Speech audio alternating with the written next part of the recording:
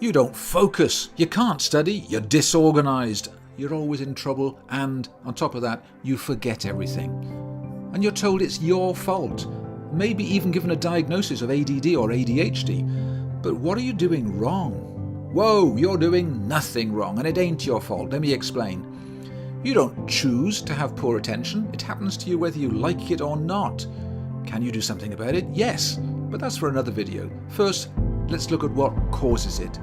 There's a part of your brain that decides for you what you should focus on. And there's a reason why, in your case, it can't do its job. So you focus on whatever happens around you that's more interesting than what you should be concentrating on. That bit of the brain is here at the front. And it's also where you think, where you make lists, you plan, you make decisions. So it's busy, it's very busy. And the busier it is, the less it's able to choose what you should be focusing on, and you get easily distracted. Can you see? It ain't your fault if you don't focus on the right things. It's because your brain's wired to do that. But what makes it so busy? Why isn't everyone else's brain just as busy as yours? Well, there's a couple of reasons why. Firstly, you probably have lots of ideas, far more than most people. Crazy ones, sensible ones, scary ideas. You have a fire hose of ideas pouring into your brain, and that keeps it really very busy.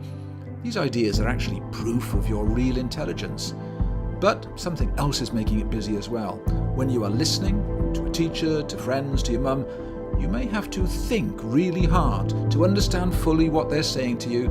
You have to think much harder than other people, so it takes a second or two before it sinks in. And where do you think? Right here, this already very busy place. You've probably never realized you do this, assuming listening is the same for everyone. Well, that's not the case. So sometimes people say they can see your cogs whirring, meaning your brain doesn't instantly turn what you're hearing into thoughts you fully understand. It can take a second or so. Your ability to listen and understand is actually a skill.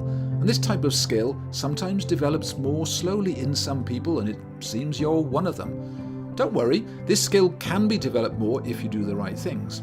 Skills like listening are created by the learning center in the brain. It's here.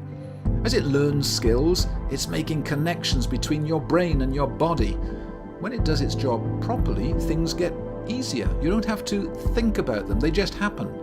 Trouble is, the learning center, it's called the cerebellum, sometimes doesn't finish off creating a skill, and often it's the skill of listening that it doesn't finish off. So for some people, it's much harder than it should be.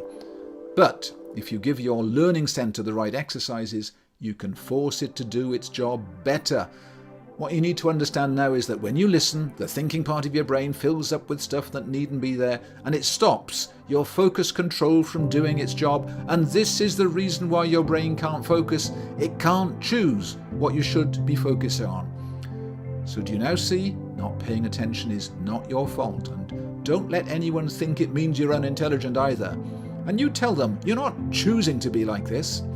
And if you'd like to know how to fix it, check out the other videos in this series which show you how to develop these important skills. When you do, you could end up amazed at just how much intelligence you've got hiding there.